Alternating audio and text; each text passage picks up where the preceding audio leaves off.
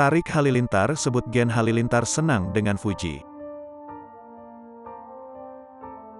Tarik Halilintar memastikan, keluarganya yakni Gen Halilintar, terutama kedua orang tuanya, senang dengan Fujianti Utami alias Fuji.